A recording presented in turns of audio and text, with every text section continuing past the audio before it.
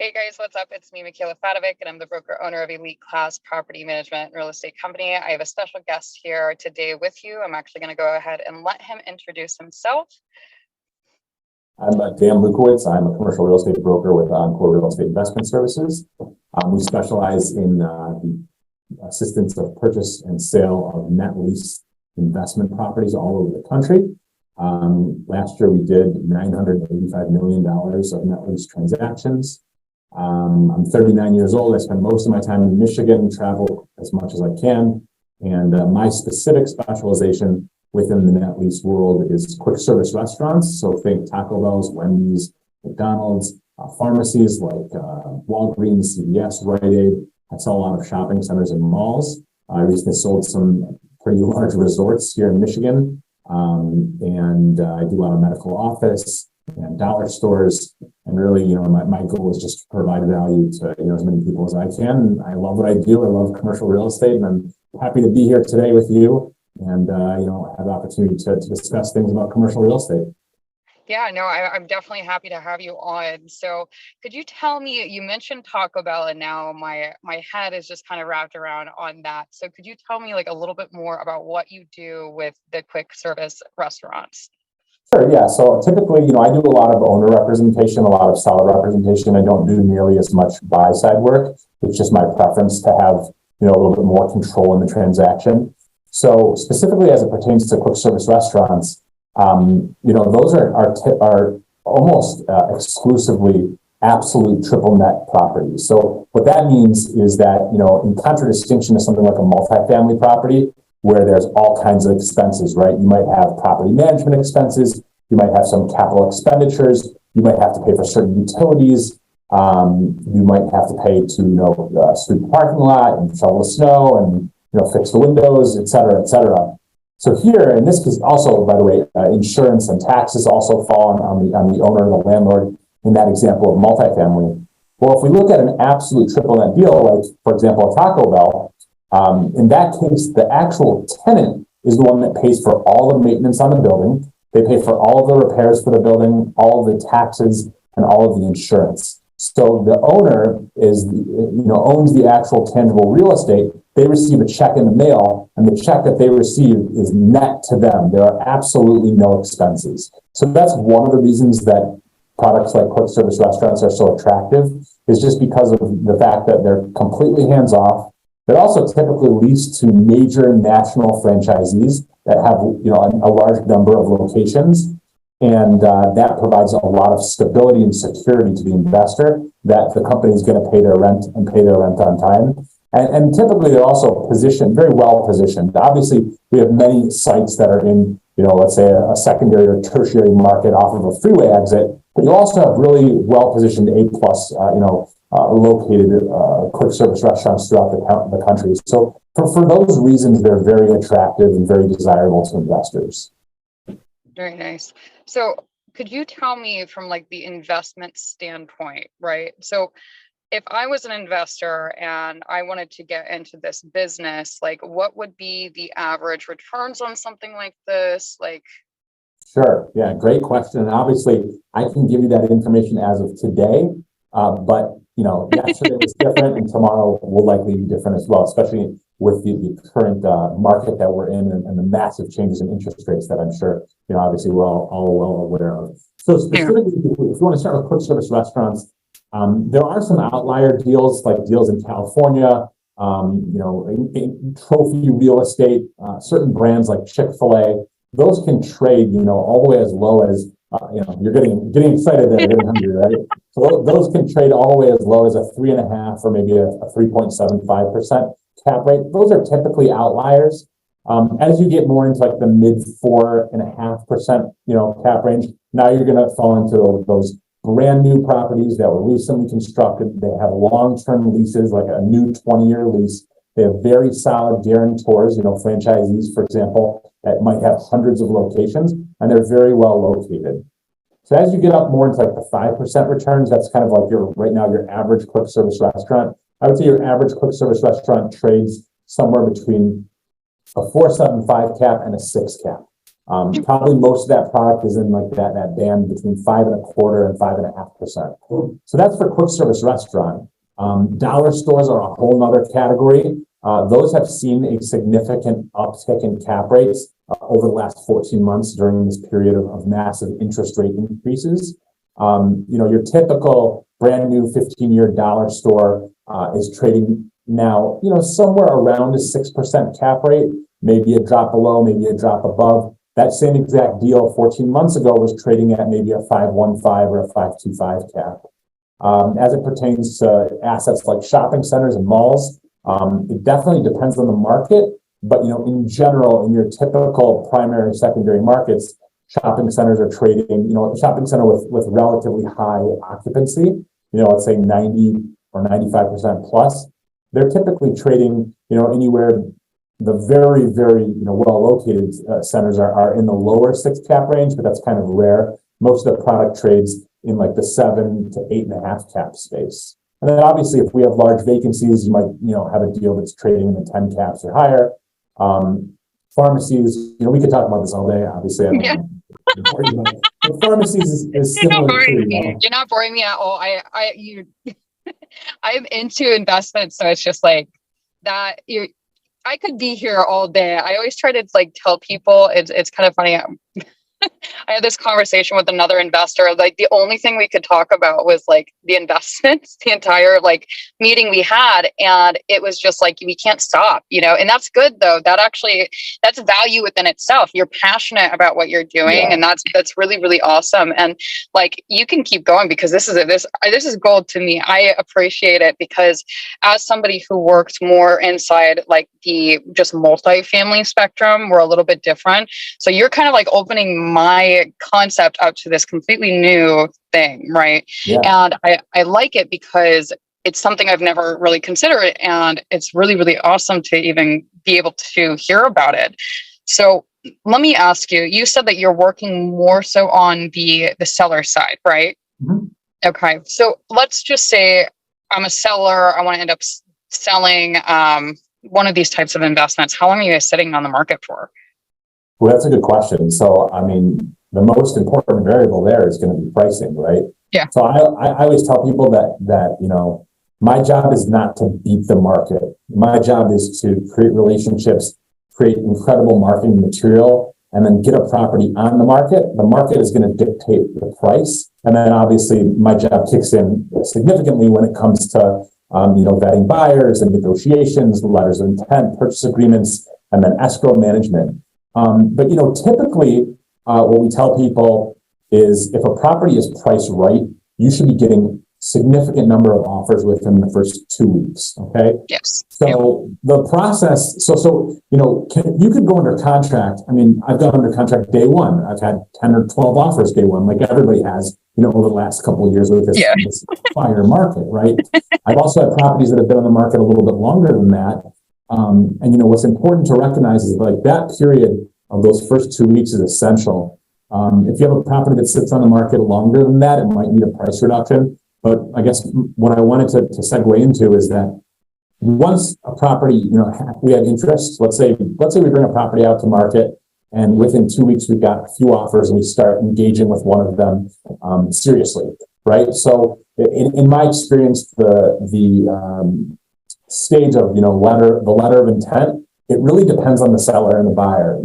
I've got certain sellers that turn things around to me in 1 hour. There are other sellers, typically my sellers are very good. They might turn something around in a day or two. Sometimes you have buyers, that take a little bit longer. But from the time that we start engaging on that first negotiation with the letter of intent, there's usually about, let's say a week or two of negotiation. Yeah. Once we firm up a price, then we have, the buyer and the seller are going back and forth to their respective attorneys. Typically, in some cases, buyers or sellers don't use attorneys. I always prefer that they do. When they do that, they go back and forth. That might take another week or two. So now we're 2 to 4 weeks in. And at that point, due diligence is going to start. A typical due diligence period for a single tenant asset, so a property that has only one tenant, is typically 30 to 45 days. Recently, we've seen that creep up a bit because it's just been difficult to get third-party reports due to a lot of different labor shortages. And then typically after that, the closing period, once due diligence is completed, is typically another 30 days. So you can typically be under contract for 60 to 75 days. Now, if you have a multi-tenant property like a shopping center, there's a little bit more that has to go into it. So the due diligence period is typically 45 days right off the bat on the front end. And then a closing period could be another 30 days. Now, in a very hot market, I've seen deals where you get a letter of intent in the purchase agreement, and people are doing 14 or 21 day due diligence and 10-day close. Wow. Right? So it really depends on the market. Yeah, and I can definitely see that. I can't believe that you guys are closing those so quickly. I would personally think it's going to take like 6 months, like for a commercial over here in Florida. Sometimes like they just drag their feet. And again, this comes down to like the seller and the buyer ultimately, like, are they like doing what they're supposed to on time, or are they just kind of like, taking their time, relaxing? I was working in, I don't just like work in Florida, I work in New Jersey too. And in New Jersey, oh my gosh, like some deals, they just get dragged out. I mean, you could literally be under contract for up to a year before it like finally settles. Yeah. I had one transaction where it was like going into 3-4 months, and I was like, what is going on, guys? So the fact that you're closing them so quickly is like, that's great news. And then, so you said you're based out of Michigan, right? Yeah, based out of Michigan. That's right. Okay. So what parts are you doing, just in Michigan, or are you kind of like all over? No, all over the country. We work nationwide. So we have an office here in Michigan. We've got an office in Toledo, Ohio, and we've got an office in Minnesota. But we sell all across the country. I could pull up the document, but I think last year we closed in like 43 or 45 states. This is great. Yeah, see, I'm happy that I connected with you, because I feel like we're probably going to end up crossing paths a little more, because I don't know, do you ever come into contact with like multifamilies? I do. Not only do I come into, I do come into contact with multifamily, but I also come into contact with people who want to invest in multifamily. I have a client right now. I just sold his CVS in Ohio, and he has, a pretty significant amount of capital that he wants to invest in multifamily. I've made introductions already to 2 of my friends who are syndicators, and we're still looking for a good place for him to place his capital. So I feel like all of us are doing that right now. Yeah. That's been like my biggest hurdle. Like, is that something you're seeing a lot? Is just like inventory is still low for what you're doing, or no? Inventory is low. I'm definitely seeing less deals come across my desk. I'm seeing a lot more price reductions than I was seeing a year ago.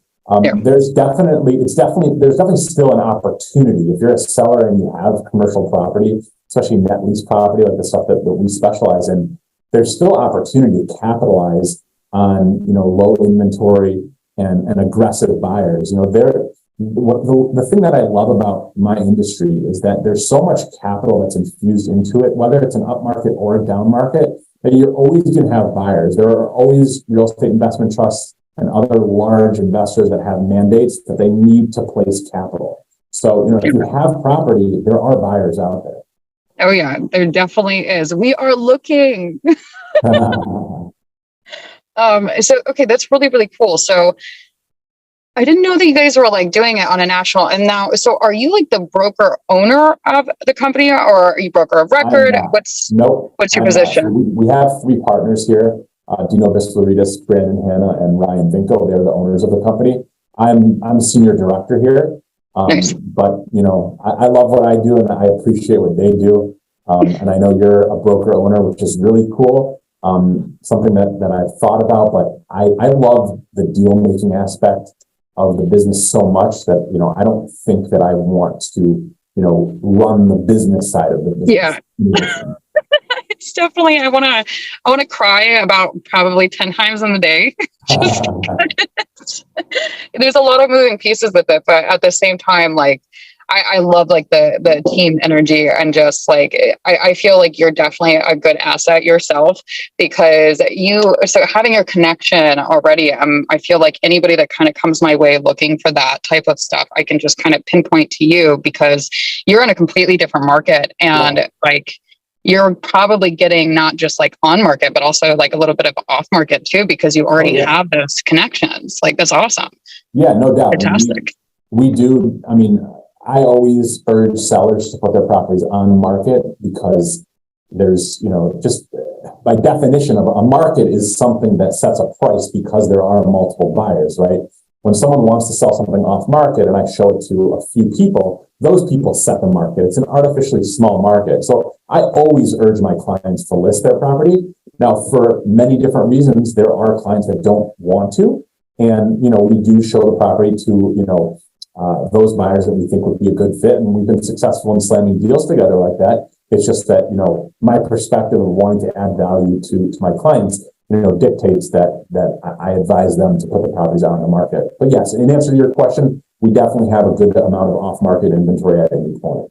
That's good. That's really good. And I respect the fact that you have that vision also, because like as a broker, I can only agree with you. Like if you want to get the most value out of your property and you want to sell it, like on market is the best way to go. And like, yeah, I know you have to pay the broker fees, like, oh, woe is me. But at the same time, you're making like what, maybe potentially 30% more than what you would off market, maybe more, depending on like what you're doing. But no, this is definitely good. I'm happy that we connected. I'm definitely happy that I had you on. So I think that if you guys are ever looking for really anything that has to do with triple net lease investments, definitely contact my friend Dan and let's see where we can kind of go with this, because he obviously knows what he is doing and he is going to end up probably making you guys a lot of money and helping you navigate how to sell your own assets to make that and recoup as much as you can. So I just wanted to thank you so much for like joining me on here. And do you have anything else to just say? I know that you have a course. This is very important though, because you do have a course. So first of all, if anybody wants to reach me, you can find me on LinkedIn. My first name is Dan, last name is Lewkowicz, Lewkowicz. If you want a more direct line of connection, you can reach out to me on my cell phone. It's 248-943-2838. Again, 248-943-2838. And if you have property and you want to know what it's worth, I mean, now is the time. If you own commercial property and you're not getting it evaluated, I scratch my head and wonder why, because the market has changed and is changing so much that, you have an asset or many assets that are worth a significant amount of capital. You need to know what it's worth. Even if you're not going to do anything, at least you have that information. So please, by all means, if you want an evaluation on your property, reach out. I'm happy to talk. I'm happy to talk to anybody that wants to learn more about net lease or get in the space. Regarding what you had alluded to, we do have a course. It's called the CRE Pro course. We have a website. It's CRE Pro. Oh, that's so cool. I love it. Yeah, CREProcourse.com. And it's a training course teaching people about commercial real estate investing and more specifically, how to become commercial real estate brokers. We created it because people were reaching out and wanted to know how to get into the industry. And we felt like this was a good way to get that information out to people. So again, if there's anything I can do to add value, reach out. Obviously, as you can tell, I love talking real estate and making good connections. So I'm happy to connect with anybody. And we may be stuck talking about real estate all day, every day, and that's just the air that we breathe. But hey, that's right. Good. So, I mean, thank you again so much, and definitely reach out to Dan if you want to learn more about how to do the triple nets, or just kind of really need a mentor in a sense, right? So.